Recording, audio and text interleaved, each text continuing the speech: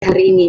Sekali lagi kami mengucapkan terima kasih sekali kita sudah berkumpul secara virtual tentunya di acara ini, dan terima kasih saya ucapkan terlebih dahulu untuk ketiga narasumber yang sudah hadir di kali ini secara virtual juga bersama kita sore hari ini. Dan ketiga narasumber ini saya benar-benar memberikan apresiasi yang tinggi karena ketiga-tiganya kami hubungi dalam waktu yang mendadak dan langsung mendapatkan respon. Itu sesuatu yang luar biasa dan kami sangat berterima kasih sekali. Izinkan saya teman-teman untuk mengucapkan terima kasih terlebih dahulu kepada narasumber kita, yaitu yang pertama ada Ibu Insinyur Haja Hefarita Gunariyati Rahayu M.Sos, atau yang biasanya kita kenal dengan Mbak Ita. Mbak Ita, selamat sore. Sore Mbak Indah. Assalamualaikum Ibu Bapak semuanya. Salam sehat. Sehat Mbak Ita, sehat dan semangat nggak ya sore hari ini Mbak Ita? Karena alhamdulillah cuaca lagi mendung nih Mbak Ita. Iya. Iya Mbak Indah. Iya, Mbak Ita kita kenal sebagai tokoh wanita Kota Semarang. Sudah siap ya Mbak? Sebelumnya terima kasih untuk kesediaannya hadir di tengah-tengah kami sore hari ini ya Mbak Ita. Oke, dan berikutnya terima kasih juga untuk salah satu narasumber kita, yaitu dari LRC KJHM. LRC KJHM ini adalah lembaga sosial teman-teman yang bekerja untuk menjamin hak perempuan dan kebebasan. Mbak Nihiyatul Mukarromah atau yang biasanya dikenal dengan Kak Yaya. Selamat sore Kak Yaya. Halo, selamat sore Mbak Indah Laras. Iya Kak Yaya, sehat Kak Yaya. Assalamualaikum. Iya, mohon maaf. Kak Yaya. Saya bisa dipanggil Mbak Nia aja, kan Kak Yaya. Oh gitu ya? Iya. Kak Yaya itu direktur saya Mbak Indah. Oh gitu, aduh. Tapi saya berharap nanti beliau. Nanti siapa tahu kan doanya suatu saat menggantikan. Amin. Itu yang Mbak Ita. Iya. Amin ya Mbak. Amin. Kita bersama gitu. Oke, kemudian satu lagi. Ini narasumber kita sore hari ini kayaknya narasumber yang paling cakep di antara narasumber semua. Itu ada Mas Bintang Al-Huda dari Yayasan Setara, dan ini adalah yayasan yang fokus untuk menegakkan hak-hak anak. Mas Bintang, halo, selamat sore.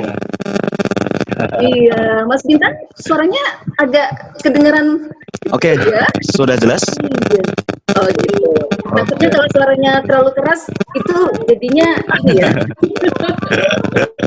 Ya Mbak Ida, siap. Yeah. Selamat sore Bu Ita, selamat sore Mbak siapa? Mbak Yaya, Mbak Niha. Selamat sore teman-teman. Mas Bintang, sore. Wah, semangat semua ini ya.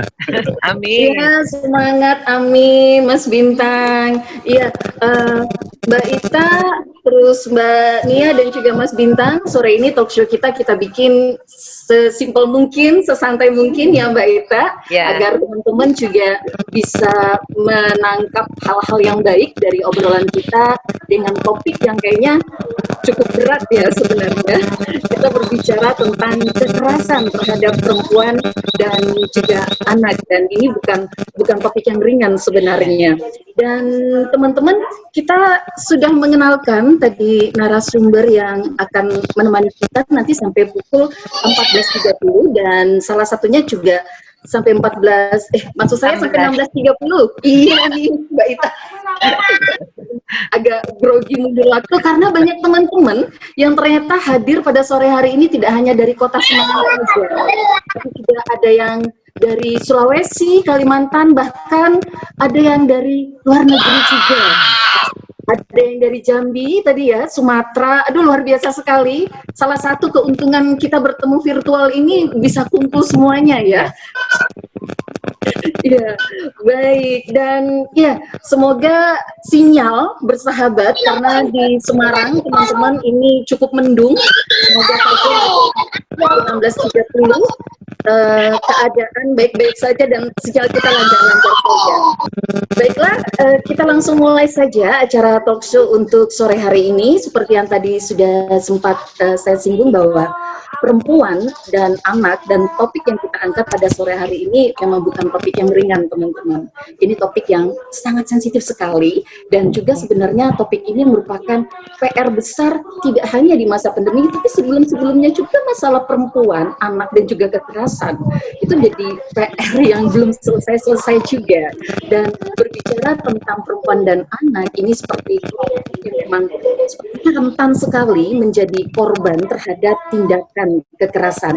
Dan kami sempat mengutip data dari Kementerian Pemberdayaan Perempuan dan Perlindungan Anak bahwa kekerasan terhadap perempuan dan anak di masa pandemi COVID-19 ini meningkat. Semester 1 Januari hingga Juni 2020 itu ada tercatat angka kasus kekerasan terhadap perempuan dan anak itu adalah 3.000-an kasus. Kemudian naik cukup tajam di bulan Agustus sekitar 4.000-an lebih kasus. Ini tentu saja jumlah kasus yang meningkat ini cukup tinggi ya, dan ini menjadi kekhawatiran, apalagi disebutkan masa pandemi ini meningkat cukup tinggi. Nah, lonjakan yang cukup tinggi ini kira-kira nih Mbak Ita, Mbak Ita melihat data yang seperti ini sebagai tokoh wanita Kota Semarang, apa yang terbersit nih Mbak Ita? Ya, matur nuwun Mbak Indah, Mas Bintang, Mbak Nia, Bapak Ibu sekalian yang hadir pada acara webinar ini. Matur nuwun Mbak Indah atas waktunya, mungkin untuk mempersingkat. Jadi tadi sudah disampaikan oleh Mbak Indah bagaimana tingginya angka KDRT lah ya, kita singkat seperti itu di Indonesia, yang tentu tadi sampaikan pada bulan Agustus saja sudah sampai 4.000. Ini tidak mungkin nanti bisa ditambah oleh Mas Bintang sama Mbak Nia. Ini mungkin salah satu juga pemicunya adalah adanya pandemi COVID, di mana kalau pada saat yang tidak pandemi COVID ini kan masih ada memang beberapa tindak kekerasan itu terhadap perempuan maupun anak, tetapi mungkin jumlahnya tidak yang sebesar pada saat pandemi. Karena pandemi ini meluluhlantakkan semuanya, Bapak Ibu semuanya gitu ya. Jadi tidak hanya masalah ekonomi, tetapi juga bagaimana perilaku atau gaya hidup ini berubah. Yang mana mungkin anak-anak dulu kan bisa sekolah dengan bebas datang ke sekolah. Kita sebagai ibu rumah tangga bisa mengerjakan tugas atau kegiatan di rumah, kemudian ayah atau kalau kita sebagai double gardan gitu ya Mbak ya, kita juga kerja di luar ya, kita juga bekerja di luar, kemudian juga suami kita juga bekerja gitu, sehingga ini kan memang mempunyai aktivitas sendiri-sendiri. Tetapi begitu pandemi COVID ini melanda dunia dan juga di Indonesia, otomatis pola hidup ini berubah semua. Anak di rumah, sekolahnya daring, kemudian juga ibu yang awalnya di rumah kalau siang atau pagi sampai siang bisa tenang mengerjakan pekerjaan di rumah, tapi tahu-tahu ada anak. Kemudian suami ini juga yang awalnya di kantor ada yang WFH, tapi bahkan ada yang mohon maaf ini dirumahkan atau mungkin di PHK, sehingga ini menjadi satu problem yang ujuk-ujuk gitu ya. Kalau mungkin ibu-ibu yang dari luar Jawa ini ujuk-ujuk tuh apa tuh bahasanya gitu ya, yang tiba-tiba yang orang tidak direncana, tahu-tahu itu seperti air bah gitu ya. Jadi yang harus bagaimana kita tidak siap tetapi harus siap gitu, sehingga yang awalnya ibu-ibu yang tidak pernah disuruh membantu ngerjain PR harus mengerjakan harus membantu anaknya sekolah daring. Suami atau bapak yang mungkin shock juga ya, tahu-tahu di PHK, mohon maaf ini, tahu-tahu dirumahkan atau dia WFH, yang awalnya kalau di kantor ini kan dia sambil kerja bisa kerja sambil ngerokok santai, begitu di rumah gaduhnya minta ampun. Nah ini yang dipicu, ini yang akhirnya emosi naik, emosi tinggi gitu ya. Karena memang salah satu RT ini kan juga masalah ekonomi yang dulu-dulu lah ini membuat semuanya luluh lantak ini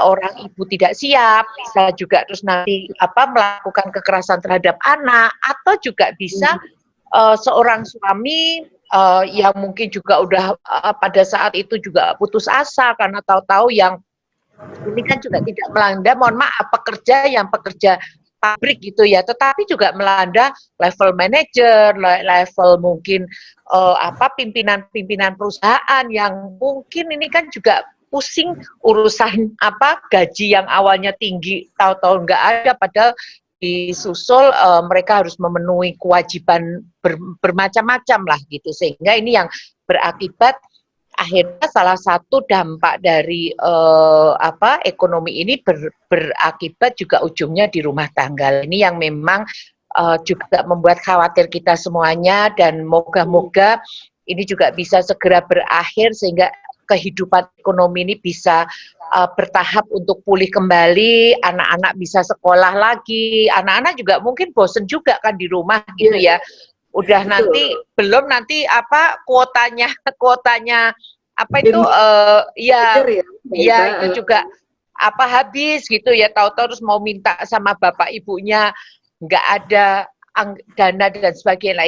Ini sebenarnya jadi mix ya, jadi mix yang kita sendiri juga akhirnya juga berpikir ya kadang-kadang juga kadang-kadang juga tidak menyalahkan gitu ya kalau akhirnya terjadi seperti itu, karena ini adalah satu bentuk yang seperti gunung es yang turun melaju dan akhirnya bermuara ke rumah tangga, sehingga ini yang tentu kita juga tidak harapkan ada terjadi di Kota Semarang, tapi ini juga perlu kalaupun ada di kota lain, kita mesti juga ikut empati, kita juga ikut bagaimana menyelesaikan masalah ini. Tentu masalah-masalah ini harus diurai satu-satu, yaitu yang pertama, kalau anak ini bagaimana harus penanganannya, kalau seorang ibu ini harus bagaimana penanganannya, ini semuanya juga harus dilakukan secara simultan gitu ya, harus diselesaikan juga secara satu persatu, karena tidak bisa hal ini juga terus-menerus terjadi, dan ini kan juga ada ketakutan kalau semakin COVID-nya ini semakin glundung, ini juga akan berakibat juga akan menambah. Ini yang mungkin diperlukan bagaimana kita juga harus mencegah, kemudian juga yang sudah terjadi ini bagaimana kita harus mengurai, bagaimana kita juga harus melakukan penanganan agar tidak berlarut-larut di dalam kasus-kasus itu, apalagi kan kasusnya semakin meningkat seperti itu, Mbak Ida. Betul, iya Mbak Ita, berarti data yang kami kutip dari Kementerian Pemberdayaan Perempuan dan juga yang seperti kita sebut tadi ya Mbak Ita, itu berarti angka yang sebenarnya juga menunjukkan hal yang sama di kota-kota lain ya Mbak Ita ya?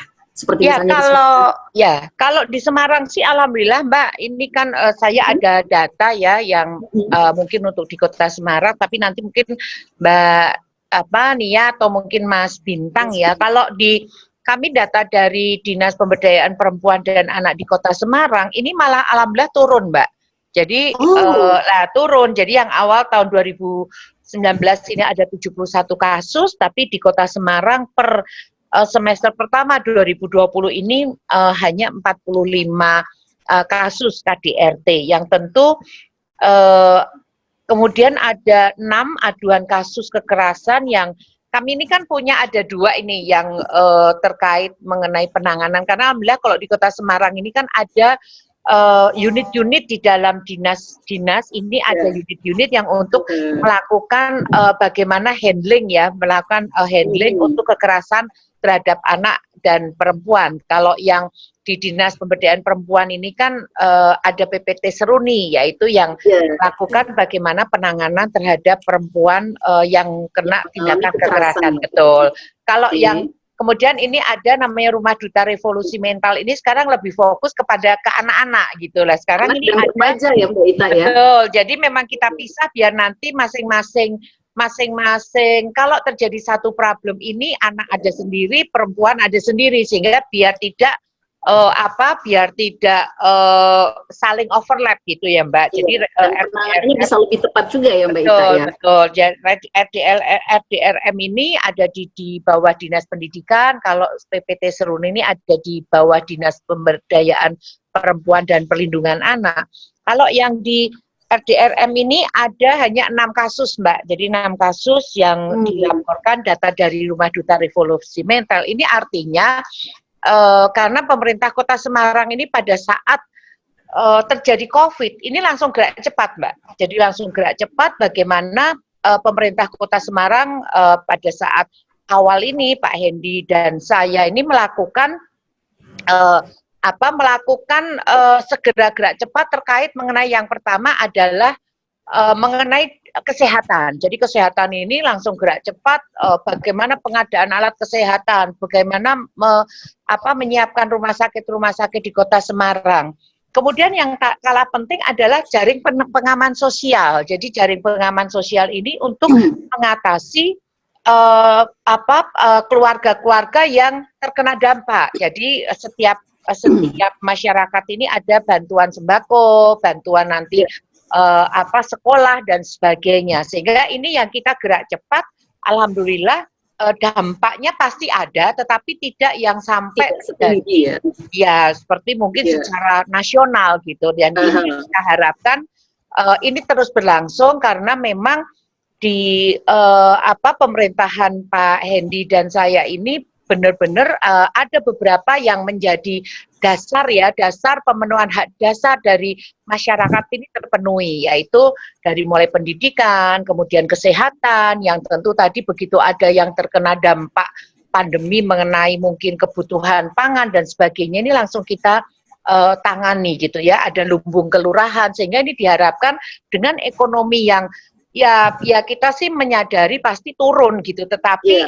masih ada batasan yang kita bisa backup gitu, sehingga ada hal-hal yang kurang di dalam pendidikan, mungkin biaya sekolah dan sebagainya nih kita bisa tutup. Dan alhamdulillah kalau dari catatan kami ini dari yang semester pertama periode yang sama di 2019-nya ada 71 kasus, di Kota Semarang yang periode semester pertama 2020 itu 45 kasus. Tapi mungkin moga-moga juga jangan nambah-nambah lagi gitu loh Mbak Indah, seperti itu. Iya Mbak Ita, karena kita nggak tahu ya, seperti Mbak Ita bilang tadi, ini masa pandemi masih panjang dan kita nggak pernah tahu nih selesainya kapan. Oke, terima kasih sekali Mbak Ita. Tadi juga saya pengen menanyakan nanti lebih lanjut Mbak Ita tentang RDRM tadi sama DP3A menurut Mbak Ita sebagai tokoh perempuan di Kota Semarang ya. Dan sebelumnya saya ke Mbak Niha dulu yang tadi sudah kita aminkan untuk menjadi direktur. Gak apa-apa Mbak Nia, itu doa terbaik loh dari kita semua. Bagaimana melihat data yang cukup tinggi? Kebetulan kan LRC KJHM ini adalah melakukan pendampingan ya Mbak ya, dan juga merupakan lembaga yang memang benar-benar fokus terhadap perempuan khususnya yang mengalami korban kekerasan.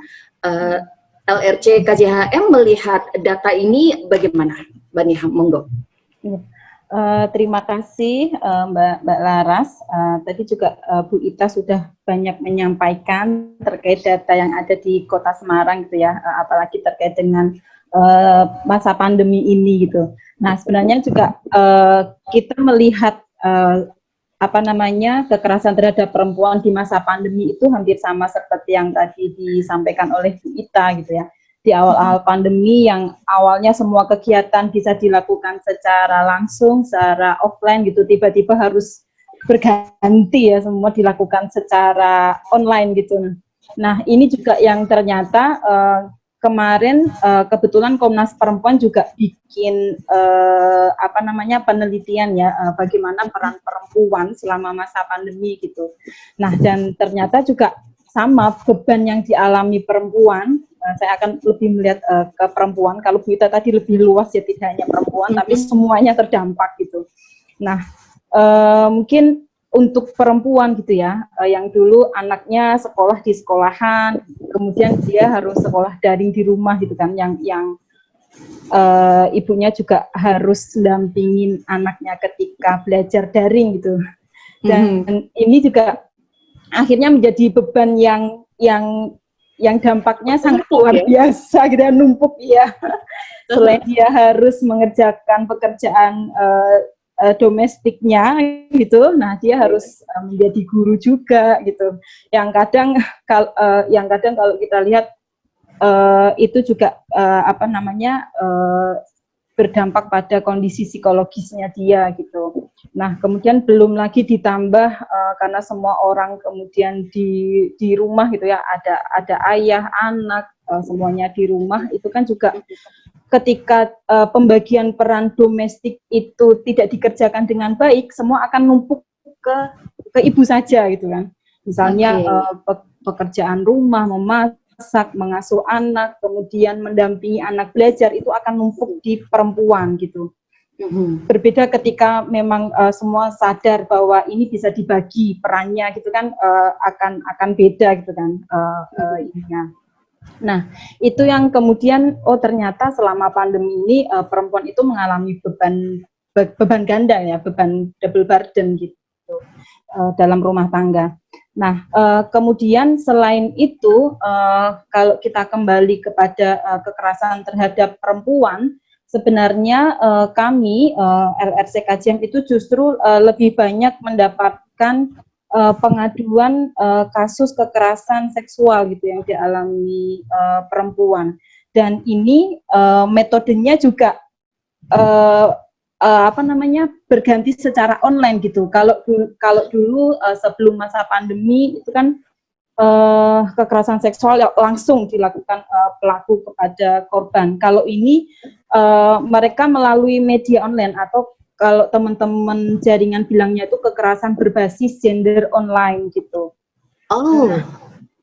Nah ini menjadi salah satu bentuk kekerasan, dan perlindungannya terhadap si korban pun itu juga masih susah dilakukan gitu. Kayak misalnya pacaran yang dilakukan jarak jauh melalui handphone, kemudian si pelaku merayu-rayu korban untuk minta dikirimi foto gitu. Nah, kemudian ini ternyata banyak termasuk kasus yang kemarin agak viral juga yang kayak fetis gitu ya, Mbak Nina?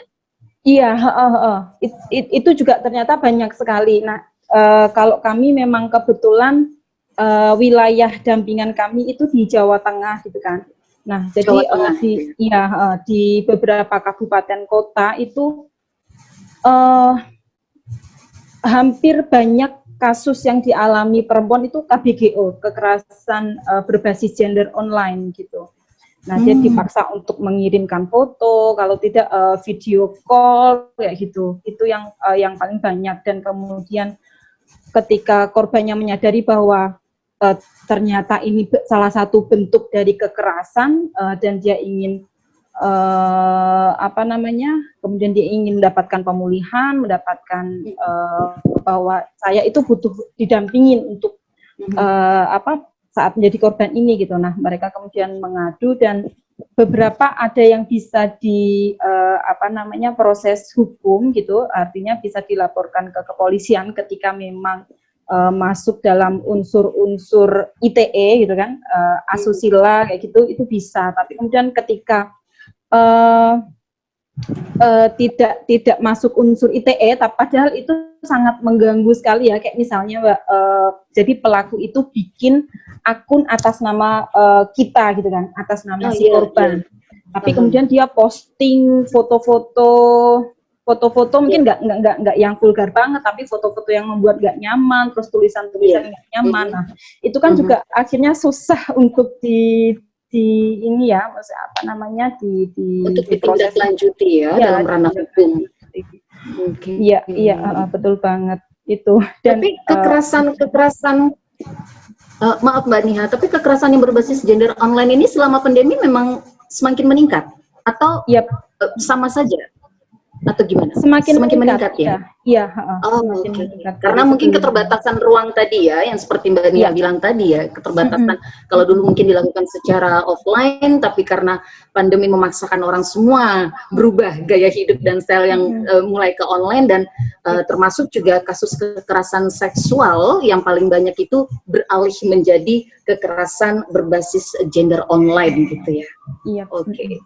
Dan sampai sejauh ini kira-kira sudah sampai semester pertama kemarin, kira-kira ada berapa kasus ini, Mbak Nia?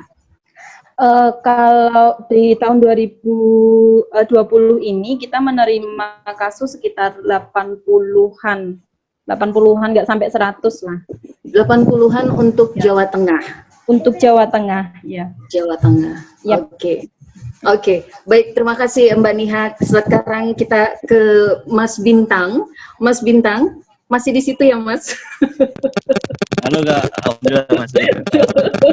Tidak terdengar suaranya, Mas Bintang. Ini sudah terdengar ya? Apakah Yayasan kresek-kresek? Setaranya. Dengan Yayasan Setara itu lebih fokus ke anak-anak ini, teman-teman. Mas Bintang, apa yang bisa Mas Bintang lihat dari data Kemenpen ini, Mas Bintang? Tingginya kasus kekerasan terhadap perempuan dan anak selama masa pandemi. Monggo Mas Bintang.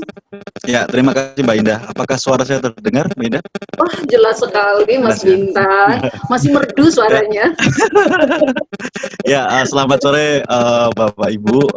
Pada prinsipnya kan memang ada pandemi atau tidak ada pandemi, kekerasan terhadap perempuan dan anak itu tidak boleh. Sekarang ada pandemi, kita tambah lagi tantangan-tantangan yang dihadapi secara tiba-tiba ya, karena prosesnya menuju pandemi juga tiba-tiba, yang itu membuat kita semua gagap ya. Di awal-awal pandemi semua gagap bagaimana melakukan pencegahannya atau penanganannya, karena semua berubah. Saya sepakat Bu Wita dan Mbak Nia, semua berubah dan semua akan menyesuaikan diri dengan kondisi sekarang yang terjadi. Nah, kalau dari pelindungan anak, memang angka kekerasan kalau melihat data yang dihimpun oleh Dinas Perempuan dan Anak Provinsi Jawa Tengah ya, memang menurun ya menurut di Dinas Perlindungan Perempuan Anak Jawa Tengah. Tapi nasional naik itu mungkin nggak tahu ya di provinsi lainnya. Ini menurut survei data dari Provinsi Jawa Tengah. Tapi perlu diketahui data itu kan teman-teman dari dinas, misalnya entah kabupaten kota, misalnya DP3 AKB Provinsi Jawa Tengah dan DP3A Kabupaten Kota Semarang, itu yang terlapor, Mbak. Jadi kalau saya melihat yang tadi saya share data di panitia di Mbak Dah, memang Semarang tinggi. Bukan berarti Semarang itu jelek, tetapi malah bisa jadi kota Semarang itu menginput benar-benar menginput beberapa data yang telah tertangani. Memang kesenjangannya kalau saya lihat data di sini kesenjangannya banyak sekali ya. Misalnya mana mungkin korban kekerasan anak per kabupaten kota di Januari Oktober Pati hanya 2, ya kan, Kudus hanya 7, sedangkan yang mentereng Semarang ya. Mungkin mentereng itu kita nggak tahu apakah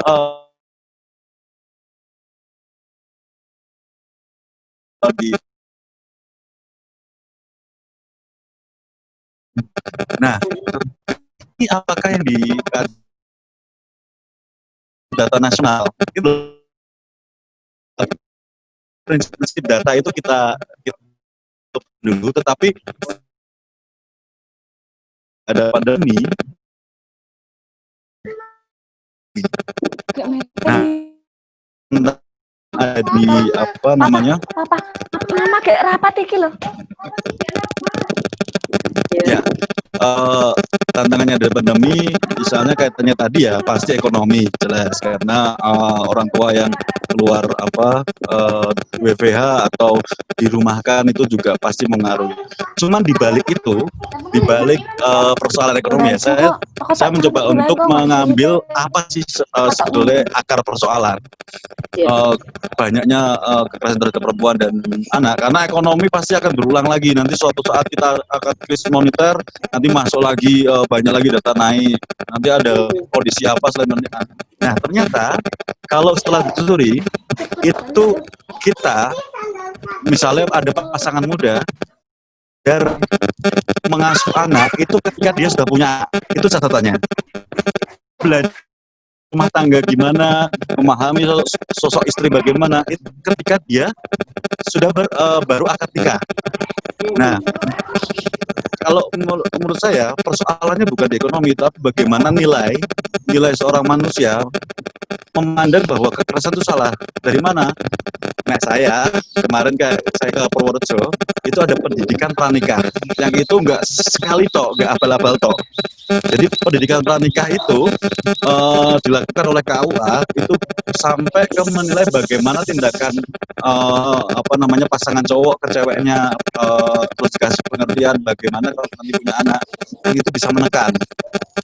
Dan nanti soalnya KUA itu ini belum siap nikah nih, ini rentan sekali terjadi kekerasan gender nih, atau ini rentan sekali terjadi kekerasan terhadap anak, pengetahuan belum cukup. Nah mungkin itu yang menjadi bagian dari solutif kedepannya ya kaitan sama. Nah, dan ini memang fakta, kita sama saya baru aja menikah alhamdulillah, dan saya tidak mendapatkan pendidikan pranikah. Di KUA saya hanya sekali ditanyai ya kalau teman-teman, oke saya niat nikah lillahi ta'ala. Nah, ketika menikah kita dihadapkan fakta-fakta yang memang itu di kehidupan sehari-hari kita. Nah, itu saya aja masih gagap ketika menikah bagaimana memperlakukan istri saya, apalagi nanti bagaimana melakukan anak saya. Bagaimana orang yang tidak punya pengetahuan seperti itu yang membuat kerentanan terjadinya kekerasan terhadap anak dan perempuan. Nah, yang nomor 2, saya mengapresiasi sekali tentang kondisi Kota Semarang ya. Tadi Bu Ita benar bahwa ada RDRM, ada PPT Seruni, dan ada satu lagi layanan yang alhamdulillah kemarin di launching di Kota Semarang, mungkin Bu Ita karena cuti, itu pusat kesejahteraan ya, Mas, sosial. masih belum ngikutin Mas. Ini gagasan menarik. Gagasan menarik di Kota Semarang yang ini masih direplikasi di kota-kota lainnya, itu pusat kesejahteraan sosial anak integratif. Jadi bagaimana kota itu ada one stop service buat anak, entah kalau anak tidak punya akte, sulit mengakses akte, karena misalnya kita ngomong akte kelahiran ya yang ada sana ya, bagaimana semuanya anak itu dari hasil nikah siri. Bagaimana anak itu jika orang tuanya ternyata satu itu TKI, cerai dibawa ke Indonesia. Nah itu yang mungkin sulit sekali, apalagi pekerjaan anak. Siapa sekarang yang melindungi pekerjaan anak? Itu rentan kekerasan sekali. Apalagi bagaimana anak yang putus sekolah, siapa? Dapodik tidak bakal mendata anak-anak itu terlindungi di dunia pendidikan. Nah Semarang alhamdulillah kemarin lewat gagasannya teman-teman jaringan dan setara, terus sudah beberapa kali ngomong sama Bu Ita sebelum Bu Ita cuti, itu meluncing pusat kesejahteraan sosial anak integratif one stop service. Ini juga informasi gini kok ibu-ibu nih ya, Kota Semarang. Jadi pusat kesejahteraan sosial anak integratif itu one stop service-nya Kota Semarang untuk melindungi soal anak. Gak peduli kamu anak kerentanan apa, tapi nanti di situ akan masuk dan itu ngelik ke OPD lainnya. Misalnya anak saya itu melakukan tindakan kekerasan, korban kekerasan atau tidak punya akte, langsung aja ke layanan itu, nanti itu akan mengelikkan ke layanan yang bersangkutan. Itu juga terobosan baru di Kota Semarang yang mungkin itu dapat membantu pencegahan di kekerasan terhadap anak. Nah, yang kedua kaitan sama kekerasan, ternyata bukan hanya kekerasan yang meningkat ada pandemi ini ya, tetapi yang paling rentan juga perkawinan anak. Itu sangat rentan perkawinan anak itu di era pandemi. Karena sangat rentan. Ya. Oke, Mas Bintang memang agak sedikit ada noise-nya ya. Nah, mungkin kalau ya sudah terjelas ya. Nah, begini kayaknya lebih nyaman nih Mas Bintang. Monggo. Ya, silakan. Perkawinan anak ini memang cukup tinggi di era pandemi ini. Kaitannya sama, benar sekali, saya sepakat pada pernyataan Mbak Nia. Semua terenergi alihkan pada digital ya, ke virtual, ke laptop, ke HP, apalagi di masa PJJ ini dan WFH ini. bukan hanya itu, bukan hanya anak, orang tua aja selama pandemi lebih sibuk Zoom daripada di luar pandemi. Zoom itu udah rentet-rentet itu tiap hari. Nah, ini memiliki kerentanan untuk eksplorasi di negatifnya. Nah, dari data perkawinan anak yang ada di Jawa Tengah itu memang salah satu pemantik utamanya perkawinan anak ya, itu dari tadi benar dari kata Mbak Ida, Mbak Niha, bahwa anak misalnya terjerumus pada keadaan terpapar pornografi, terus dia apalagi yang misalnya dalam usia remaja itu masih romance-rometnya, lalu dilarang ketemu. Biasanya ke sekolah ya, kalau kita kisah kasih di sekolah ya. Karena kita kisah kasih di HP. Ini ketemu virtual itu gregetnya beda loh Mas Bintang. Nah, ketika kita bertemu di HP, ada pikiran-pikiran negatif yang misalnya, maaf ini pap dulu, kalau sekarang bahasa sekarang ini fakta. Ya, pap dulu, ya kan, pap dulu sampai mengarah-ngarah ke seksual. Nah, itu yang meningkat. Akhirnya anak-anak terjerumus pada perilaku seperti itu, terjadilah pernikahan. Itu juga tantangan Bapak Ibu di Mas, tinggi. Yang paling tinggi itu apa? Kasus kekerasan seksual. Oh, sama ya, sama yang kami itu ya, kalau misalnya ini satu bulan terakhir saya dilaporkan kekerasan seksual terhadap anak itu ada 3 yang masuk di kota kabupaten yang berbeda. Itu telepon dan ternyata kejadian pelaku kekerasan seksual itu mesti dari orang lingkungan sekitar paling terdekat. Itu ironis. Lingkungan terdekat. Paling terdekat. Bahkan 2 di antara kasus yang masuk ini itu keluarga yang melakukan. Pelakunya keluarga. Nah, itu ini yang dilakukan oleh orang tua atau anak sama anak atau bagaimana Mas Bintang yang biasanya tercatat? 2 yang masuk itu orang lebih tua. Lebih tua. Orang lebih tua, entah itu pamannya, entah itu bapaknya yang sangat kebangetan, entah itu neneknya, kakeknya atau gimana. Itu fakta. Nah, sekarang kalau kita melihat ini sebentar lagi ya. Sekarang kalau kita lihat akarnya, miskin, tetapi dia hidup hanya satu kamar bersama anak-anaknya.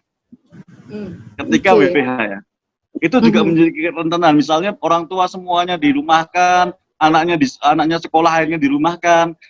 Kondisi rentan banget ketika keluarga ekonomi yang satu rumah hanya satu kamar itu banyak di Kota Semarang itu masih banyak ya, apalagi daerah ya. Nah itu bagaimana untuk untuk melakukan biologisnya, terus bagaimana itu kan juga itu kerentanan bagi kekerasan terhadap perempuan dan anak.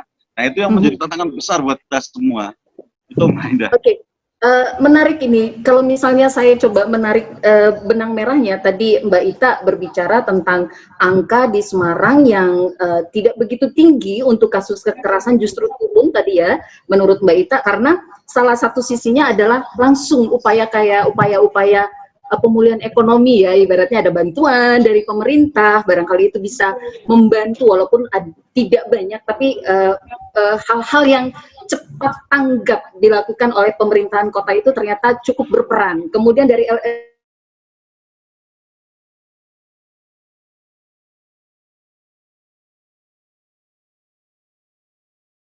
ya berhubungan dengan ada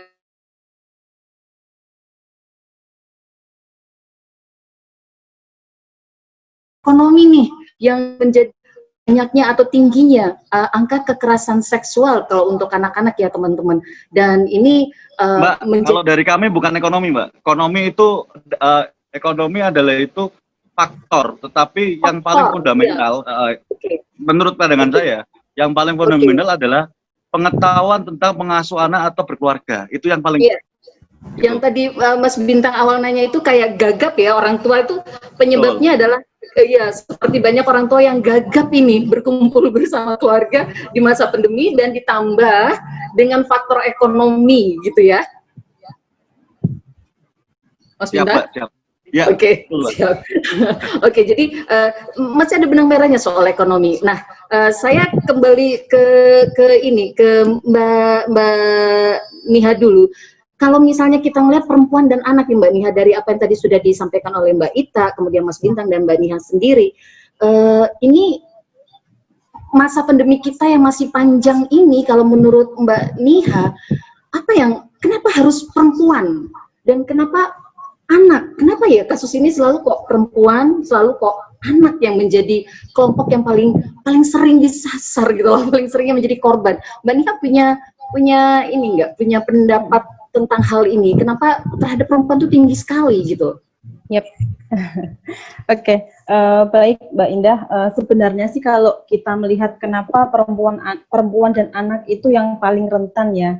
Nah, sebenarnya tidak hanya di masa pandemi saja ya, kita mengatakan bahwa perempuan dan anak itu rentan menjadi korban kekerasan gitu. Nah, sebelumnya pun itu juga kami juga banyak data yang mengatakan bahwa banyak perempuan dan anak yang menjadi korban kekerasan gitu kan. Nah, kalau kita lihat kembali gitu ya latar belakang kemudian kenapa perempuan dan anak menjadi korban kekerasan, mungkin kalau Bapak dan Ibu mungkin disadari atau tidak disadari gitu ya, budaya yang sudah sangat tertanam gitu ya, tertanam di kita, di masyarakat kita gitu. Itu kan budaya patriarki yang mana masih banyak yang budaya ini apa sih, misalnya seorang perempuan kalau misalnya dia punya suami ya dia harus menghormati suaminya gitu, terus kemudian dia harus melayani suaminya, terus dia harus misalnya macak manak melu morotua gitu, kalau orang Jawa mengatakan gitu ya. Artinya dia berperan sebagai yang ada di ranah domestik gitu. Kemudian laki-laki dia berperan di ranah publiknya gitu kan. Nah, kemudian ketika seorang perempuan yang seharusnya dia di ranah domestik, kemudian dia akhirnya sekarang banyak perempuan yang ke ranah publik gitu kan, ke ranah publik, tapi dia juga masih dibebani pekerjaan domestik gitu, misalnya sebagai guru, sebagai pengajar, atau mohon maaf seperti tokoh-tokoh masyarakat gitu kan. Nah, dia pasti masih dibebankan dengan urusan rumah tangga, beban rumah tangga. Nah, ketika ada kekeliruan terhadap anak atau salah asuh atau anaknya melakukan kesalahan, pasti yang pertama kali dilihat itu siapa sih ibunya gitu, bagaimana sih pengasuhan ibunya selama ini kok sampai anaknya seperti itu gitu. Gak pernah yang disalahin bapak ya Mbak ya? jarang terdengar bapak yang disalahkan gitu, pasti yang disalahkan ibunya, bagaimana sih cara mengasuhnya. Nah, itu salah satu kemudian perempuan banyak disalahkan. Terus kemudian stigma yang dialami perempuan ya, ketika perempuan itu harus bekerja malam hari, apalagi misalnya dia orang SPG gitu kan, dia pasti akan menggunakan pakaian-pakaian yang kalau orang bilang yang seksi, yang minim kayak gitu. Nah, dan ketika dia pulang malam delalahe, dia nggak pulang malam lah, atau misalnya dia punya pacar dan kemudian dia menjadi korban kekerasan seksual. Nah, selain dia akan disalahkan menjadi korban, pasti dia akan disalahkan, dia aja pakaiannya seperti itu, pulangnya malam-malam, ya pantas lah kalau jadi korban. Gitu. Nah, seringkali perempuan itu masih dalam posisi sebagai objek ya? Ya, betul sekali Mbak Indah. Pasti perempuan itu akan diposisikan sebagai objek ya, selalu disalahkan dan selain stereotip gitu ya, dilabeli, di stereotip juga. Kita bisa lihat tadi ya peran-peran domestik seorang perempuan, misalnya di dalam rumah tangga sendiri tadi itu kan bebannya begitu banyak, beban ganda, apalagi dia harus kerja di ranah publik, masih selalu disalahkan. Nah, di dalam rumah tangga ketika dia melakukan kesalahan, dia pasti akan rentan menjadi korban KDRT, karena tadi dia dianggap tidak becus mengurus anaknya, nanti dia disalahkan. Kalau suami yang baik mungkin masih bisa tolerir ya, tapi kalau suami yang dia nggak tahu tentang bagaimana pembagian peran yang baik, pasti akan keluar kata-kata kasar, kemudian atau bahkan akan ada kekerasan fisik. Nah itu salah satu apa namanya yang terjadi gitu ya, beberapa perempuan korban yang kita dampingi seperti itu. Kemudian keluar kata-kata kasar, ada kekerasan fisiknya gitu. Nah, boleh kan Mbak Niha, boleh dikatakan, maaf kalau saya potong, boleh dikatakan juga ya bahwa saat ini perempuan dengan kondisi yang sering sebagai objek, ditambah dengan stereotip orang-orang yang juga masih melihat bahwa perempuan itu juga dalam kategori, boleh tanda kutip kita bilang, lemah ya, dengan beban yang ganda-ganda itu tadi, plus pandemi yang bikin banyak orang stres karena yang seperti Mas Bintang tadi bilang, banyak yang gagap ini dengan kondisi seperti ini, termasuk juga orang tua. Dan LRC selama pandemi ini banyak dimanfaatkan oleh masyarakat nggak, Mbak Niha? Kalau apa namanya, kita selama pandemi ini memang memaksimalkan layanan secara online gitu ya. Secara online kita masih melakukan konseling, tapi ketika memang mengharuskan kita datang mendampingin ke polisi atau ke rumah sakit, ya kita akan mendampingi itu gitu. Tapi kita memaksimalkan layanan online. Bahkan karena online ya? Iya, online. Semuanya ke online. Online.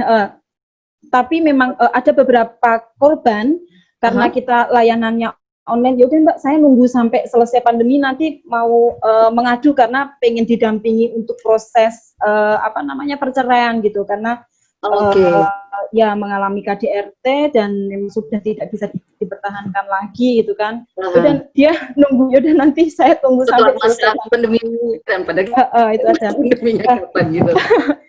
Satu lagi sih sebenarnya terkait dengan apa yang tadi Mas Bintang sampaikan terkait dengan perkawinan anak gitu ya. Nah, kebetulan kita itu juga diminta untuk menjadi lembaga yang melakukan konseling di salah satu pengadilan agama di kabupaten kota yang ada di Jawa Tengah gitu ya. Nah, itu juga cukup tinggi, Mbak, cukup tinggi setiap hari sebelum pandemi ya. Sebelum pandemi kan awal-awal 2020, akhir 2019 sama awal 2020, setiap hari itu kita terima 3-4 pasangan calon pengantin yang didaftarkan dispensasi nikah gitu. Nah, berarti Mas Bintang itu dan hampir 90% itu dilakukan karena si calon pengantin perempuannya itu sudah hamil gitu. Dan kita juga dalam konseling itu menemukan ternyata ada indikasi ternyata mereka itu sebenarnya korban gitu, tidak menginginkan ada kehamilan, dan bahkan ada yang tidak menginginkan mereka menikah gitu. Ternyata mereka dia dipaksa menikah karena situasi keluarganya yang menganggap ini aib, menganggap ya kalau kamu hamil, kamu harus dinikahkan dengan orang yang menghamili kamu gitu, masih punya anggapan seperti itu gitu. Dan ada 2 atau 3 perempuan yang akhirnya mereka itu justru berbalik meminta pendampingan kami gitu, menyatakan bahwa saya sebenarnya tidak mau menikah, minta tolong untuk didampingin gitu. Dan ya berarti sebenarnya kehadiran LRC ataupun juga Yayasan Setara itu sebenarnya juga sudah banyak dimanfaatkan oleh masyarakat. Nah, saya kembali ke Mbak Ita. Mbak Ita sebagai tokoh perempuan di Kota Semarang, fasilitas pelayanan dan juga yang sudah tadi sempat disampaikan oleh Mbak Ita bahwa pemerintah Kota Semarang itu sudah memberikan fasilitas pelayanan untuk perlindungan terhadap perempuan dan juga anak, bahkan sudah dipisah-pisah nih ya untuk lebih fokus. Mbak Ita sebagai tokoh perempuan melihat ini fasilitas dimanfaatkan dengan baik nggak ya oleh masyarakat, atau banyak nih masyarakat yang lihat itu apa ya, RDM apa ya, Seruni apa ya gitu. Gimana Mbak Ita melihat? Iya Mbak Indah, jadi kalau untuk Seruni sih, kalau saya melihat mungkin kan juga sudah kerjasama ya dengan Mbak Nia, kemudian juga Setara. Ini masyarakat sih sudah tahu, sudah banyak yang ngerti gitu ya, termasuk juga RDRM ini kan sekarang fokus ke masalah anak-anak sekolah gitu, sehingga memang fokusnya sudah istilahnya dibagi-bagi, sehingga memang mereka melayani bisa akhirnya terfokus ke masing-masing segmen gitu.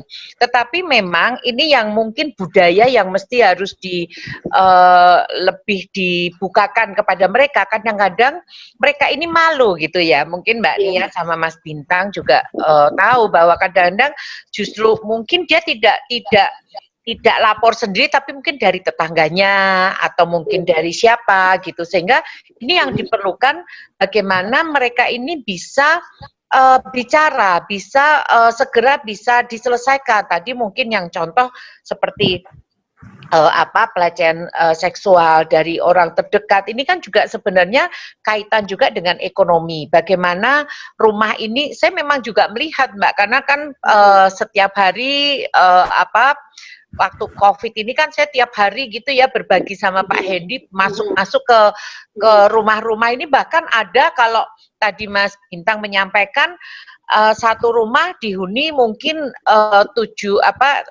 orang, atau kalau ini saya malah melihat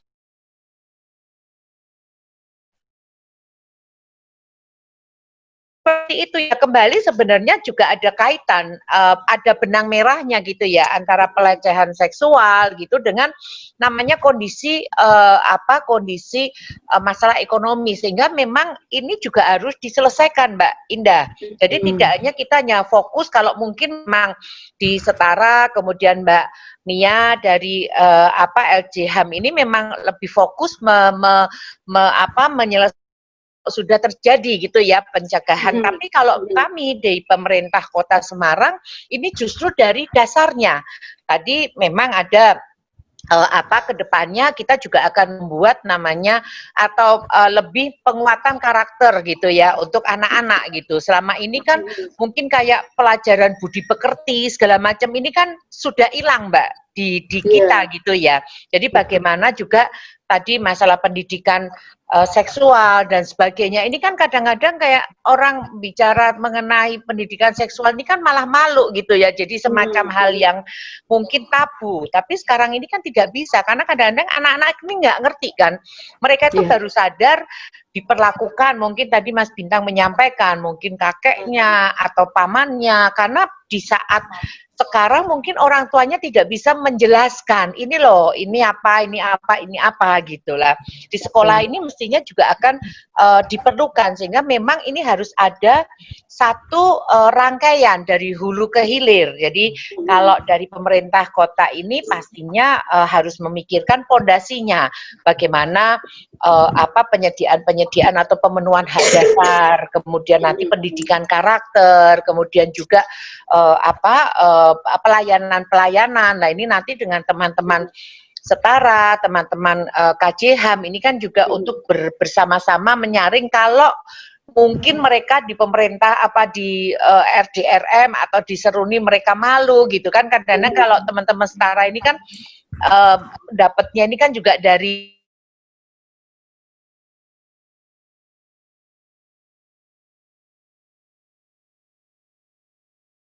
ya, jadi dari Setara, dari KJHAM ini yang mungkin bisa menyelesaikan fasilitas-fasilitas itu kita akan support. Lah ini yang akan menjadi satu sinergitas di mana nanti bisa menekan lagi KDRT di Kota Semarang.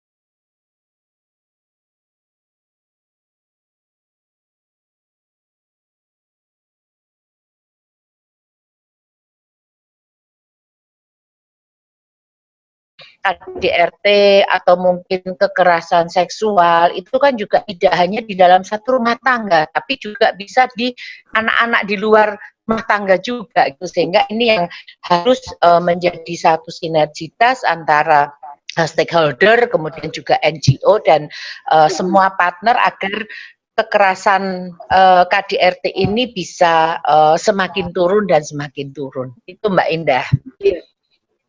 Jadi Mbak Ita melihat bahwa memang sudah ada upaya ya Mbak Ita dari pemerintah untuk bekerja sama dengan pihak-pihak terkait ya Mbak untuk menurunkan angka ini, dan tidak hanya pada saat kasus itu sudah terjadi, tapi mulai dari pertama nih antisipasinya gitu.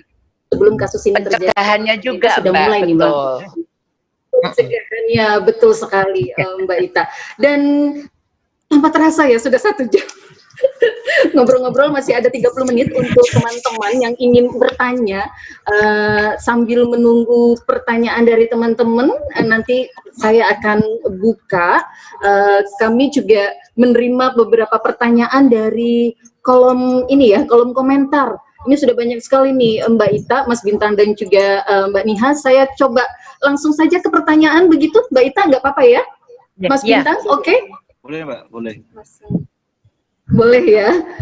Kemudian ke Mbak Niha, saya langsung ke pertanyaan aja. Oke, saya yang mana tadi ya? Oke, ini pertanyaan dari Mbak Pradina Irawati. Bagaimana ya meng-up mental dan pikiran wanita, bahwa wanita itu tidak hanya sekedar objek seperti yang Mbak Niha bilang. Mungkin ke Mbak Niha ini. Monggo Mbak Niha, silakan. Terima kasih atas pertanyaannya gitu ya. Seperti yang tadi kita diskusikan bahwa sampai saat ini masih banyak perempuan yang mungkin masih dijadikan objek gitu ya. Dan dia belum bisa memerankan diri sebagai objek gitu. Nah, menurut saya, saran kami sih menggunakan pikiran dan mental itu dengan mencari informasi ya, karena sekarang itu kan juga banyak informasi yang bisa kita googling gitu ya lewat internet gitu. Apa sih kekerasan terhadap perempuan gitu? Kenapa kemudian ada kekerasan terhadap perempuan gitu? Nah, itu juga banyak sekali analisis dari tokoh-tokoh. Kalau misalnya ada Buya Hussein gitu ya, banyak sekali tulisan-tulisannya yang memperlihatkan bahwa peran-peran perempuan itu bisa mengisi banyak hal gitu ya. Dia juga dari sisi keislamannya gitu. Kemudian ada Mansur Fakih, itu juga itu juga dari sisi Islam, bagaimana kemudian perempuan ditempatkan dalam budaya gitu, cara berpikir gitu. Nah, lebih banyaklah mencari informasi gitu, apa yang harus perempuan lakukan gitu, biar tidak hanya dijadikan sebagai objek saja gitu. Iya, jadi memang harus untuk berusaha upgrade dirinya ya. Kita menanyakan langsung ya. Pertanyaan yang kedua ini dari Mbak Anis. Ya, betul sekali yang dibilang Mas Bintang, pelecehan seksual itu cenderung yang melakukan adalah orang terdekat. Di sini yang menjadi masalahnya adalah adanya ancaman dari pelaku kepada korban yang mengakibatkan ketakutan pada korban. Nah, rasa takut untuk bercerita pada orang tua, kemudian takut dimarahi, bahkan ada ketakutan adanya emosi ketidakpercayaan mereka kepada korban ini ya. Nah, Mas Bintang, ada solusi nggak untuk kasus-kasus seperti ini sebagai bentuk perlindungan kepada korban itu seperti apa? Monggo Mas Bintang. Yang pertama adalah perspektif kita tentang pengasuhan dulu kepada anak. Kalau seumpamanya bagaimana kita mengajarkan atau membangun anak itu berani berbicara. Jadi ini tugas orang tua nih, entah ayah entah ibu, bagaimana anak itu berani dari kecil tuh berani mengeluarkan pendapatnya, berani menceritakan apa yang terjadi, entah itu kehidupan sehari-harinya, dipantik oleh orang tuanya, tadi habis ngapain aja dek, terus apa yang dilakukan. Nah, komunikasi itu akan menjadi fondasi tumbuh kembang anak. Mas Bintang, maaf suaranya. komunikasi-komunikasi seperti itu akan menjadi pondasi untuk tumbuh kembangnya. Artinya kalau dari kecil anak-anak dididik untuk berani berbicara, dipantik oleh ayah ibunya untuk mengeluarkan pendapatnya, nanti ketika dewasa secara gak langsung dia berani ngomong ke orang tuanya tentang apa perilaku negatif yang dihadapinya. Nah, barangkali anak-anak yang saya temukan, saya dampingi, itu karena ada gap komunikasi antara anak dan orang tuanya. Misalnya saya takut nih, saya sudah terlanjur salah ketika nge-share kondisi seksual saya ke pacar saya. Tapi karena takut dimarahi orang tua, terus dari komunikasi yang tidak clear saat pola asuh, itu yang membuat hambatan komunikasi antara anak sama orang tua. Nah, itu yang menjadi menjadi renungan kita semua, bagaimana memosisikan anak itu juga manusia, juga dia bisa mengeluarkan pendapatnya. Aslinya kalau semuanya secara jernih, bahkan bukan anak, bahwa istri, suami itu juga semua manusia dan butuh komunikasi, negosiasi yang utuh dalam keluarga misalnya. Jadi pada saat hal-hal itu terjadi, mungkin kita lebih melihat ke kita bagaimana pola pengasuhan kita, komunikasi kita, dan seperti itu ya Mas Bintang. Karena peristiwa kekerasan seksual, Mbak Indah, peristiwa kekerasan seksual itu tidak sekali langsung dia melakukan kekerasan. Pasti ada treatment awalnya yang dilakukan orang, entah itu merayu dulu. Oh, kalau hari ini nggak jadi, berarti merayu ke tahap berikutnya sampai terjadi. Jadi kekerasan seksual yang saya hadapi, pernah tangani itu tidak langsung secara, misalnya saya ketemu sama anak itu langsung melakukan kekerasan seksual, enggak, tapi ada tahap-tahapnya sehingga puncaknya adalah terjadi kekerasan seksual. Nah, kalau tahap-tahap itu dikomunikasikan dengan baik antara orang tua sama anak, suami dengan istri, maka itu bisa diredam secepat mungkin. Oke, Mas Bintang. Sebenarnya masih banyak pertanyaan banget dari sini, tapi saya mau masuk ke pertanyaan ketiga dulu. Ini sepertinya ke Mbak Ita, tadi sempat Mbak Ita berbicara tentang pendidikan seksual ya Mbak Ita ya. Oke, ini dari Nimas di Semarang mau tanya sejauh mana keefektifan pendidikan seksual dini dalam pencegahan kejahatan seksual ini. Lalu untuk pemulihan yang diberikan itu seperti apa ya? Dan apakah korban sembuh dari trauma atau justru menolak pendampingan? Nah, ini mungkin nanti bisa bareng-bareng. Tapi mungkin ke Mbak Ita dulu tadi yang pendidikan seksual ke sekolah-sekolah nih Mbak Ita, monggo. Ya, tentu ini memang harus sudah saatnya ya. Mungkin Mas Bintang juga tadi Mbak Nia, Mas Bintang juga katanya nikah masih geragap-geragap gitu ya Mas Bintang. Sehingga ini memang diperlukan adanya satu kurikulum mungkin ya, satu pendidikan karakter, tapi di dalamnya juga ada hal seperti itu. Bagaimana juga kita juga membentengi, jadi selain yang tentang seksual tapi juga membentengi. Kalau katakanlah mungkin ada rayuan, ada orang yang memberikan angin surga gitu ya, ini yang memang mesti diperlukan, karena kadang-kadang anak-anak ini kan juga terbuai ya, katakanlah mungkin ada satu kebutuhan yang mohon maaf ini yang sebenarnya mereka pengen konsumtif, jadi dia dengan menghalalkan segala cara itu mereka juga melakukan gitu. Ini kan juga ada hal-hal seperti itu, akhirnya dengan hanya sedikit tapi akhirnya kebablasan tadi yang Mas Bintang sampaikan ya. Awalnya mungkin dia hanya melakukan hanya awalnya coba-coba gitu, tapi ternyata begitu dia sudah sampai ke hal yang ke dalam, dia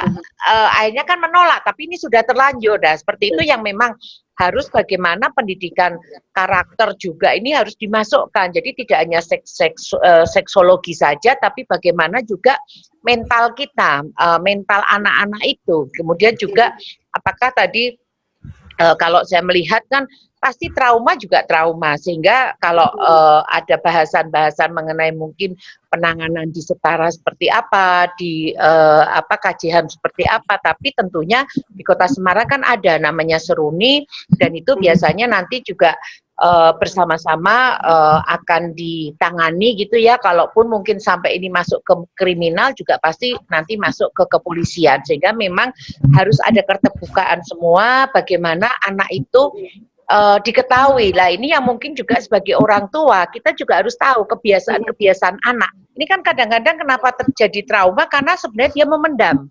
Jadi Iya. dia mau malu, mau ngomong kepada orang tua lah. Dia akhirnya dia diem saja menjadi trauma lah. Diem diartikan mungkin kalau ini orang terdekat, ini kan akan dilakukan terus-menerus, Mbak. Nah ini yang jadi dia semakin trauma, orang tuanya nggak mudeng, nggak tahu gitu sih.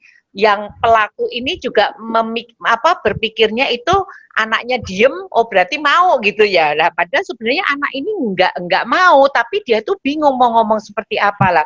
Ini juga sebagai orang tua kita harus paham bagaimana tingkah laku anak. Kita ini kan feeling seorang ibu ya, pasti anak ini diem ini kenapa sih gitu ya. Kayak kita sebagai seorang ibu juga harus bisa bisa mengorak gitu ya, anak ini kenapa, mungkin sakit atau apa gitu lah. Ini yang harus memang menjadi satu kesatuan yang tidak terpisahkan mengenai bagaimana kita menangani kekerasan seksual utamanya terhadap anak-anak gitu Mbak Indah.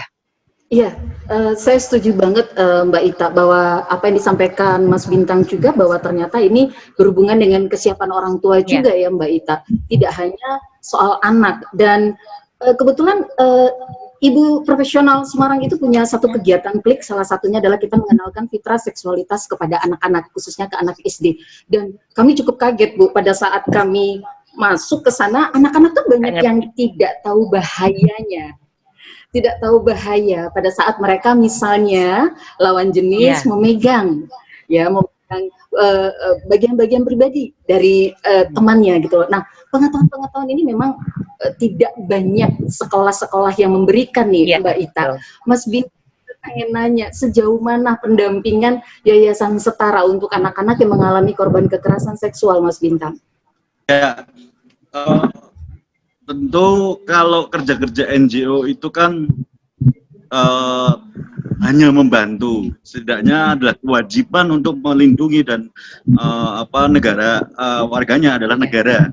Nah, artinya kita selalu koordinasi dengan pemerintah Kota Semarang kalau dari Kota Semarang atau Jawa Tengah kaitan sama pendampingan korban, karena memang itu kewajiban negara untuk hadir melindungi warganya. Nah, memang Setara itu menjadi bagian anggota, malah menjadi anggota dari LPT Seruni untuk melakukan pendampingan anak. Nah, memang agak sulit ya Mbak kaitan sama pendampingan anak korban kekerasan seksual khususnya ya, karena itu akan menjadi traumatik tersendiri ketika anak itu sudah menjadi korban dan dewasa. Itu gak akan hilang menurut pengalaman kami ya, yang kita dampingi yang sekarang orangnya sudah dewasa. Tapi bagaimana anak itu bisa mendapatkan mempunyai resiliensi ya, ketahanan dan mampu bangkit dari traumatik itu yang kami lakukan di psikososialnya, yang kami lakukan di anak-anak korban, khususnya korban. Terus dan traumatik itu kayaknya nggak cuma dirasain oleh anak ya, tapi juga oleh orang tua atau keluarga ya, yang anaknya menjadi korban kekerasan seksual. Ya, pasti itu akan berdampak pada sistem di keluarganya ya, entah itu bapak ibunya. Tapi memang benar sekali tadi yang diomongin Mbak Niha, kebanyakan memang korban kekerasan sampai hamil, misalnya sampai hamil, itu persepsi masyarakat bukan memandang bagaimana nasib anak itu ketika sudah menikah, terus apalagi kalau hamil dengan tidak disukai sama orang yang tidak dimau nih ya, itu korban kekerasan seksual. Banyak masyarakat yang hanya memandang lebih ke normatifnya.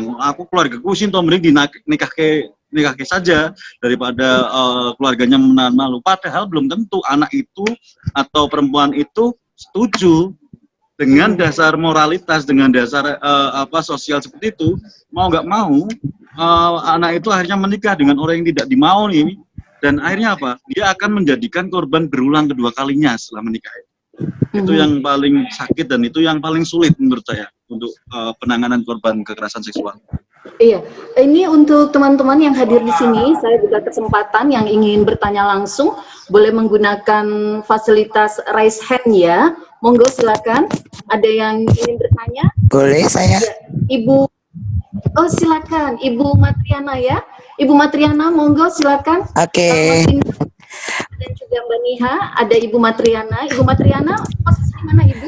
Saya di Bintaro, Ciputat, Tangerang, Tangsel.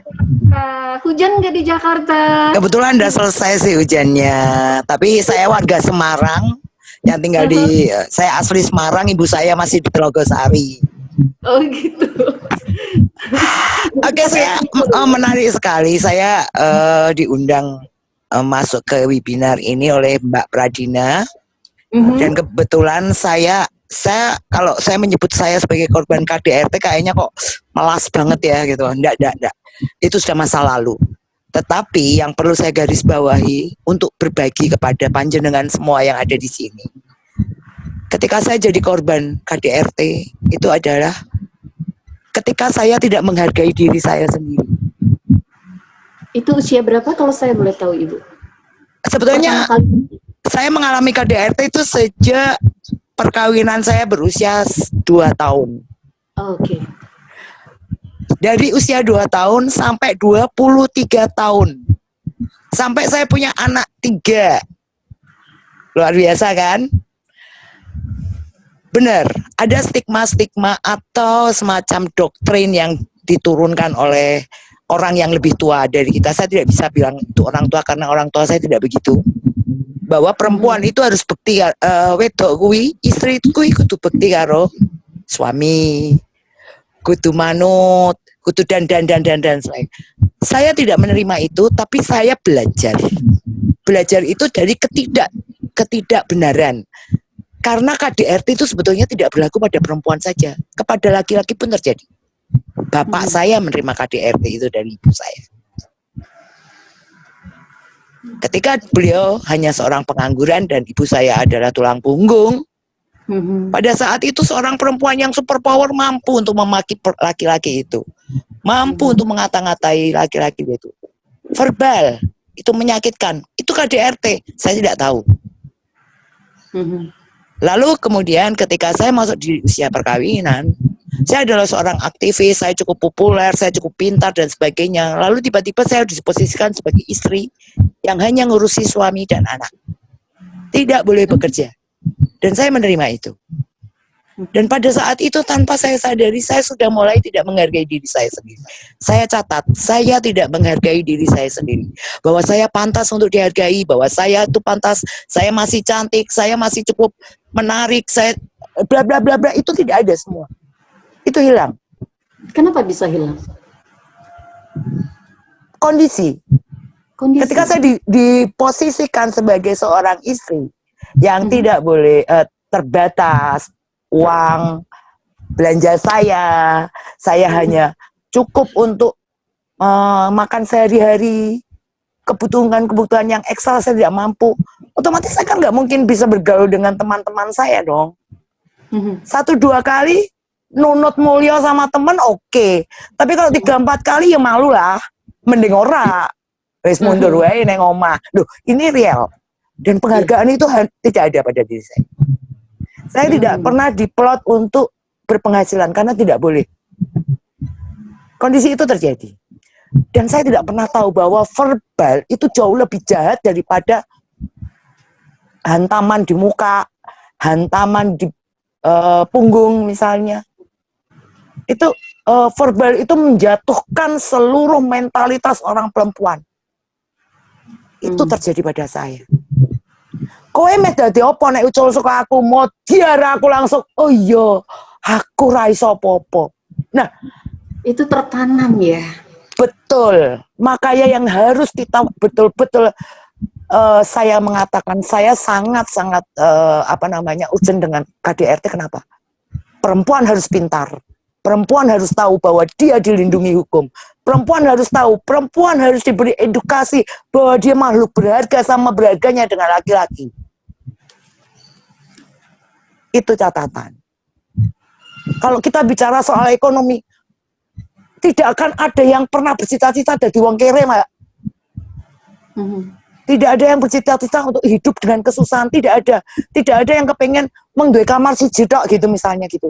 Tetapi ketika mentalitas penghuni rumah itu bagus, pengetahuan tentang mindsetnya perempuan, anak dan suami itu benar, lillahi ta'ala, selamat dunia akhirat. Itu Mbak saya Ana, yakin. Mbak Ana sekarang dalam kondisi yang sepertinya kan sudah bisa terlihat. Saya 12 tahun pisah tanpa akte cerai. Oke, jadi pada saat sekarang ini, waktu dulu kan sempat ngerasa sangat down banget, sangat powerless gitu ya, boleh dikatakan. Nah, ada momen apa yang bikin Mbak Ana bisa keluar gitu dari kondisi itu? Gini, saya pisah dengan suami saya itu 2012 ya. 2012 ketika jadi dia tidak mau berpisah, tetapi saya menegaskan that's enough. Saya sudah merasa cukup. Ketika dia memberi satu hook kanannya dia ke muka saya dengan babak belur ya. Babak belur jam 2 pagi dan jam 3 pagi dia bisa naikin saya tanpa rasa berdosa. Dan diulang lagi jam 6 pagi dia naikin saya. Saat itu saya pengen mati, Mbak. Itu real ya.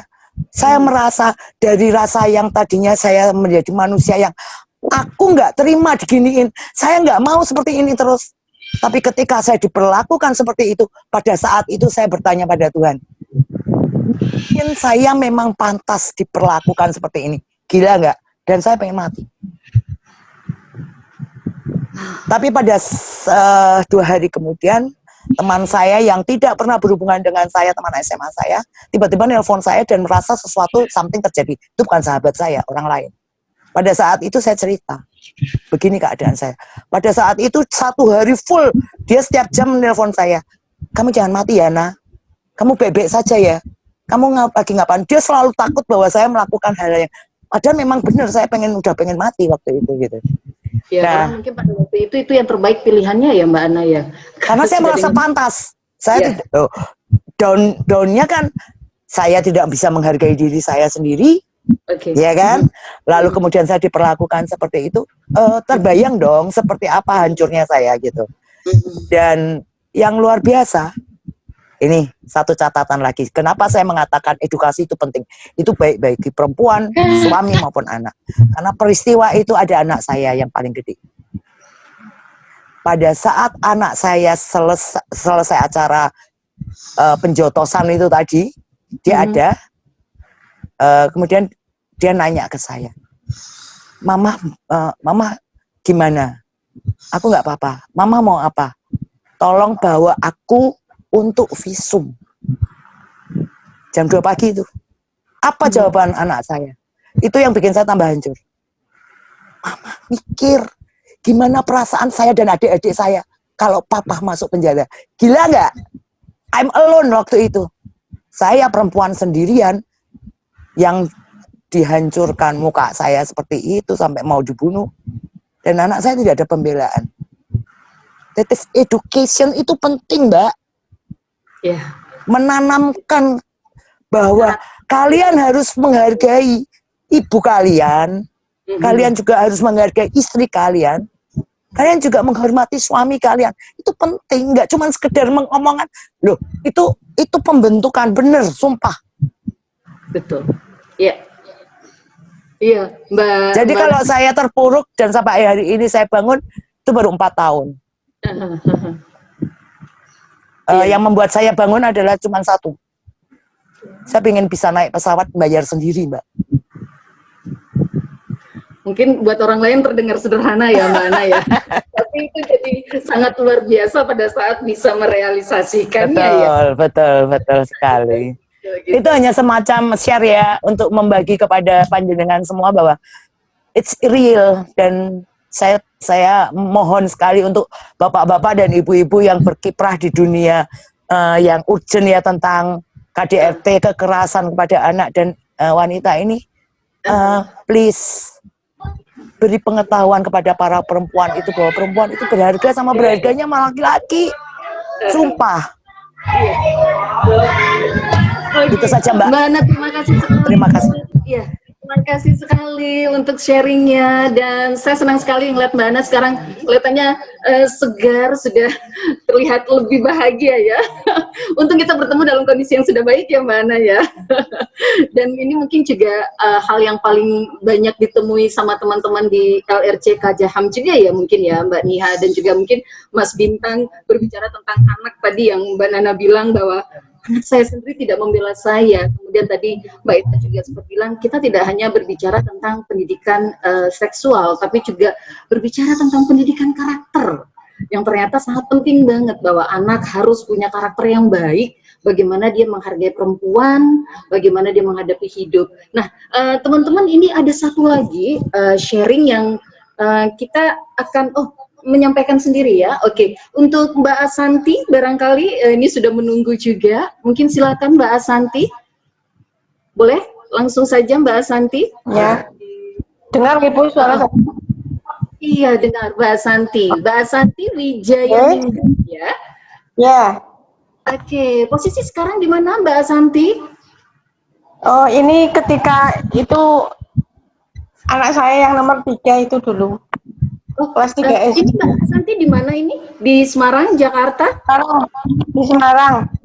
Oh, di Semarang. Oke, silakan Mbak Asanti. Ya, itu Untuk sharingnya. untuk sharingnya aja itu ya mungkin karena dulu saat tahun berapa ya, 2012 itu anak saya kelas 3 SD yang nomor 3 itu ketika di sekolah itu kan kondisi masih sepi ya, ya diantar sekolah itu jam 6 pagi. Ketika itu saya lagi masih di opname di Karyadi, di Rumah Sakit Karyadi. Saya dengar itu tuh saya ini banget Bu, kondisi sakit, ada berita nggak enak seperti itu. Tapi anak saya sih sampai sekarang jadi kayak seperti mungkin menyimpan trauma, cuma dia nggak terlalu nggak terlalu menyembunyikan, dia dibikin happy, dibikin apa gitu loh. Cuman mungkin di dalam hati kecilnya mungkin masih menyimpan itu lah. Terapinya kan sampai sekarang mungkin masih terus menerus saya ini. Jadi saya apa-apa ya dia, Bu saya ada apa-apa ya Ibu saya ini kemana-mana itu kalau ada yang keperluan dengan sekolah ya sama saya. Anak saya yang ini sudah kelas 1 SMA ya, kelas 10. Apa yang terjadi pada anak Mbak Asanti pada kelas 3 SD itu? Ya itu dia cerita sama budenya. Wong saya kan di rumah sakit. Saya di rumah sakit waktu itu operasi jadi masih kondisi baru masih di rumah sakit. Belum pemulihan di rumah. Cerita sama budenya itu cerita sama saya lah. Terus saya akhirnya bilang ke pihak sekolah. Terus di sekolah itu ternyata ini heboh gitu loh Bu, heboh. Tapi kok nggak ada penyelesaian, saya nggak dipanggil, bagaimana gitu loh. Saya menunggu, tapi ternyata dari pihak sekolah seperti menutupi atau cuek gitu. Okay. Yang terjadi pada putranya Mbak Asanti, kalau misalnya berkenan untuk bercerita, kekerasan apakah? Kalau yang diceritakan dia yang budenya bilang itu ya kemaluannya itu dipegang-pegang sama kakek-kakek pemulung. Kemaluan. Ya, sering bergerak di situ di sekolah itu. Ya maaf nggak saya sebutkan sekolahnya ya karena menyangkut privasi sekolah juga. Eksibisionis gitu ya. Oke. Ya mungkin lain waktu nanti dia bisa kalau ada acara seperti ini nanti bisa dia bercerita kalau masih mengingat betul peristiwa itu. Ini anaknya lagi sedang main. Jadi ketika ya kebetulan dia anak bungsu. Jadi temannya itu sekarang ya kalau dia lagi main ya main gitu loh Bu. Meskipun di dalam temannya itu dia paling tua sendiri, istilahnya kelas 10. Lainnya tuh dia ya dari SMP, SD itu teman-temannya dia di lingkungan rumah. Yang membuat dia terhibur tuh itu gitu loh. Jadi dia enjoy dengan yang teman-teman yang kecil-kecil Itu. Oh, itu karena trauma dari pengalaman yang itu tadi ya, ada orang yang lebih tua yang melakukan kekerasan seksual ya atau pelecehan seksual terhadap putranya Mbak Santi pada waktu kelas 3 SD dan sekarang putranya udah di kelas 1 SMA ya, Mbak Santi ya. SMA ya. Perempuan, anak saya perempuan. Anak Mbak Santi perempuan ya? Yang nomor 3 perempuan. Oke, dan itu terjadi di lingkungan sekolah. Walaupun bukan ya terjadi di lingkungan sekolah. Oke, ini sebenarnya pengen ngobrol panjang ya teman-teman. Waktu kita tinggal 5 menit lagi ini, Mbak Santi termasuk kasih sekali sharingnya. Saya coba mempersingkat waktunya, mohon maaf sekali. Mungkin Mas Bintang bisa sedikit kasih gambaran kejadian seperti ini sering juga nggak Mas Bintang yang dialamin sama anak-anak di lingkungan yang kita anggap aman, tidak hanya di rumah, di sekolah, tapi ternyata ada lingkungan sekolah itu kan ada lingkungan-lingkungan lain nih. Nah, ternyata ada kasus-kasus kayak gini ditemuin juga nggak sama Yayasan Setara bahwa terjadi kekerasan atau pelecehan seksual ini di tempat-tempat yang bahkan kita kadang-kadang menyangka itu adalah tempat yang aman gitu. Ya, Mbak, yang pertama saya sepakat sama Bu Patriana bahwa ekonomi adalah faktor, bukan menjadi akar persoalan. Karena banyak sekali kondisi-kondisi ekonomi yang relatif baik, itu terjadi kekerasan juga banyak sekali. Faktor utama akar adalah bagaimana kita bisa mengedukasi yang tadi ya, pranikah, terus baik dari struktural di sekolahan itu, bahwa kita tuh setara gender, bahwa laki-laki sama perempuan itu ya sama rohnya sebagai manusia, tinggal bagaimana perannya masing-masing itu yang harus kita garap untuk penanaman edukasinya. Terus kaitannya sama kasus ibu tadi ibu sama Mbak? Ibu Nana. Ya, mungkin perlu misalnya traumatik nggak akan hilang. Nah, mungkin bisa ke psikolog kaitan sama yang pertama keamanan anaknya dulu, bagaimana dengan kondisi psikologisnya. Kalau sama pemerintah juga ada itu di PKSTI yang tadi saya ngomong, layanan baru itu juga bisa masuk ke situ dan bisa dicek psikologisnya secara gratis kalau itu. Nah, yang kedua, ini untuk tugas kita bersama bagaimana yang melindungi anak itu bukan hanya orang tua, balik lagi ke nilai ya. Nilai bahwa anak itu adalah calon generasi bangsa Indonesia, bagaimana semua itu harus memiliki pandangan melindungi anak. Kalau kaitannya sama sekolahan misalnya, Semarang itu alhamdulillah di 2017 itu hampir semuanya mendeklarasi sekolah ramah anak. Yang dimaksud sekolah ramah anak itu bukan berarti sekolah itu kantinnya sehat, tetapi WC-nya bersih, tetapi lebih bagaimana sekolah menerapkan sistem pelindungan anaknya secara ketat misalnya. Kadang ada yang tidak setuju, yang kita tidak tahu bahwa apakah sekolah kamar mandi cowok sama cewek itu barengan atau jejeran itu juga menjadi kerentanan, dan itu yang harus kita benahi bahwa ya predator seksual itu banyak seribu cara untuk mencari korban. Nah, kalau semuanya bukan kita semua yang memiliki nilai bahwa anak itu anaknya Mbak Indah juga ya anakku, anaknya semua itu anak bersama, itu akan sulit kita melindungi anak-anak tersebut. Itu sih aku. Iya, jadi itu sebenarnya tanggung jawab semua ya, tanggung jawab kita juga ya, Mas Bintang. Oke, karena waktu kita sudah di penghujung sekali, ini saya mohon maaf banget untuk teman-teman semua karena tidak semua pertanyaan bisa kami jawab.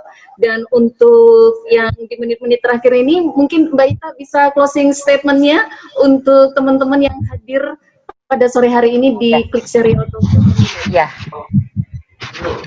Ya Mbak, permasalahan kekerasan terhadap perempuan dan anak itu jangan dipandang sebelah mata. Tadi banyak kasus yang ternyata bermacam-macam, bervariasi. Tadi yang Bu Ana itu juga sangat luar biasa, begitu tegar, yang tentu tadi pasti memberikan luka yang mungkin ada fisik, ada psikis, tadi seperti yang putranya Ibu gitu ya. Dan mari kita saling berpegangan tangan, saling bersama-sama mencegah, menjaga diri, keluarga, dan lingkungan kita dari tindak kekerasan. Bagi seluruh saudara-saudara ibu-ibu, mbak-mbak, seluruh perempuan hebat dan kuat yang sedang berjuang di luar sana, ketahuilah panjenengan tidak sendirian, karena saya juga perempuan, sehingga kita bergandengan tangan, kita saling melindungi, saling menguatkan, dan saling mendukung satu sama lain, dan kita bersama-sama mencegah kekerasan dan melawan kekerasan yang ada di perempuan dan anak. Matur nuwun. Wassalamualaikum warahmatullahi wabarakatuh. Waalaikumsalam warahmatullahi wabarakatuh. Terima kasih Mbak Ita. Mas Bintang, closing statementnya dari Mas Bintang untuk acara talk show hari ini. Mas Bintang, monggo. Ya, terima kasih Mbak Ida. Untuk semuanya atau bapak-bapak ibu-ibu, cintailah anak-anak seperti mencintai hidup. Karena anak-anak itu adalah generasi penerus sejarah kita. Anak siapapun kita cintai seperti kita mencintai hidup kita sendiri. Terima kasih. Oke, itu ya Mas Bintang. Dan Mbak Niha, monggo closing statementnya Mbak Niha. Iya, mohon maaf ya Mbak, ternyata saya terpental dari Zoom. Ternyata bukan langsung closing statement.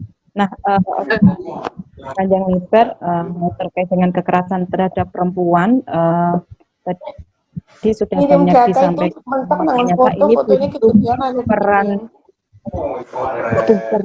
semuanya gitu ya, tidak hanya perempuan saja, tapi juga dukungan gitu dari bersama masyarakat, kemudian jaringan masyarakat sipil, kemudian juga negara, pemerintah tempat bersama-sama bagaimana melindungi perempuan dan anak korban kekerasan. Dan karena itu juga selamat ulang tahun IPI. Nah, kebetulan kampanye 16 anti kekerasan terhadap perempuan, dan kami bersama-sama teman-teman itu mendorong segera disahkannya RUU penghapusan kekerasan seksual, dan kami mohon bantuan teman-teman juga ketika membuat status di medsosnya, jangan lupa hashtag sahkan RUU PKS gitu, dan hashtag jangan tunda lagi gitu. Kampanye Semangat kampanye dan Sarah intinya adalah bahwa masalah kekerasan perempuan ini adalah masalah kita semua nih teman-teman, bahwa tidak hanya masalah A, masalah B, tapi masalah kita semua. Kita punya kewajiban, kita punya tanggung jawab untuk membuat keadaan menjadi lebih baik. Terima kasih sekali lagi buat Mbak Ita atas kesempatannya. Matur nuwun sangat ya Mbak Ita. Kapan-kapan sama Mbak. Kita ketemu lagi lain waktu ya Mbak Ita. Matur nuwun. Matur nuwun, Mas Bintang, terima kasih. Iya. Terima kasih Mbak Ita. Matur nuwun. Terima kasih. Kita berjuang lagi Mbak Ita ya. Siap. Sampai ketemu lagi ya Mas Bintang. 2 bulan libur ini saya Mas. Terima kasih sekali teman-teman yang sudah hadir di rangkaian Klik Serial Talk Show. Mudah-mudahan sore hari ini teman-teman mendapatkan banyak sekali insight tentang masalah kekerasan terhadap perempuan dan anak. Mohon maaf sekali kami belum bisa melayani semua pertanyaan dari teman-teman. Ada LRC KJHAM yang mungkin teman-teman bisa mencari di sosial media mereka. Kemudian juga ada Yayasan Setara yang teman-teman juga misal merasa butuh untuk pendampingan terhadap kasus-kasus anak, silakan Anda bisa ke sana. Dan untuk teman-teman yang masih tergabung, peserta yang ada di talk show ini masih tergabung di WAG kami, nanti kami akan memberikan pertanyaan bisa melalui WAG kami, nanti kami coba menyampaikannya ke pihak-pihak terkait ya teman-teman untuk beberapa pertanyaan yang tadi belum selesai. Sekali lagi mohon maaf saya melebihi waktu 5 menit. Mohon izin, iya Mbak Ita, monggo. Matur nuwun. Izinlah dulu mau lanjut lagi Mbak. Assalamualaikum warahmatullahi wabarakatuh. Mbak Nia, Mas Bintang, semua sehat semuanya. Oke, matur nuwun. Terima kasih sekali teman-teman sekalian yang datang dari mana saja, dan saya Indah Laras akan menutup rangkaian Klik Serial Talk kali ini. Terima kasih. Wassalamualaikum warahmatullahi wabarakatuh. Bye bye. Mau screenshot dulu, monggo. Silakan barangkali yang mau screenshot foto bersama. Monggo yang mau host sama siapa yang sudah boleh list teman-teman. Terima kasih semuanya ya. Terima kasih Bunda.